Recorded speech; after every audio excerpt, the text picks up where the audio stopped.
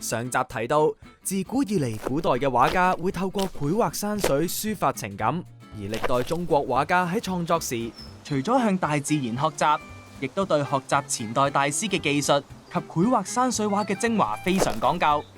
事不宜遲，我哋一齊睇下古人畫山水畫嘅時候點樣效法前人，又創作出有個人風格嘅山水畫。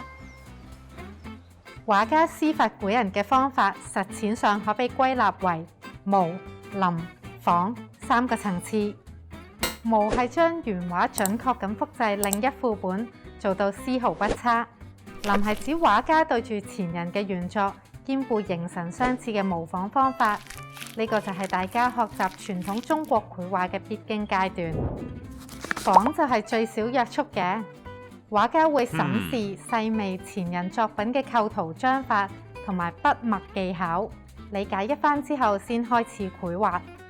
神似之餘有富創造力嘅思古方法，層次就最高，絕對唔低過原畫創作。以前嘅畫家好多時會透過仿古，參照前人繪畫嘅過程，由構圖到筆墨運用等，感受前人嘅心境，學習前人表達情感嘅方式。就好似而家網上流行嘅 meme 咁，雖然背景構圖一樣，但每張嘅表現手法唔同，就可以有唔同嘅用意。古代畫家粒粒皆星，位位都獨當一面。南宋馬遠擅長邊角式構圖，同瀟灑嘅大斧劈皴。元代黃公望作品，經常見到層層堆疊嘅山勢，同埋表現江南幽嶺土質嘅長披麻皴。元代倪瓚招牌嘅一河兩岸構圖，透出深邃寧靜嘅氣氛。呢啲都係山水畫經典嘅例子，亦為後人嘅創作帶嚟靈感泉源。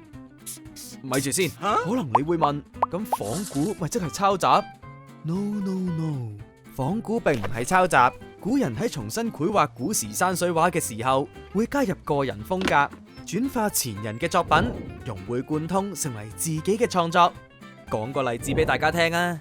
喺20世紀嘅現代畫壇，黃賓虹就係一位於古人傳統筆墨嘅基礎上，不斷創新求變嘅畫家，以寫意山水畫而聞名。作品不足兼點帶皴，繁密刻重，橫錯交雜，表達出富動感同張力嘅畫面，將自然賦予生命力，令人感受到山巒嘅呼吸起伏。喺佢嘅筆下，仿古已經進入出神入化嘅境界。可謂無一筆無來歷。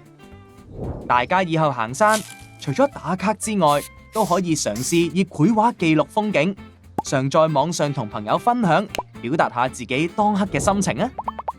今集時間又差唔多啦，拜拜。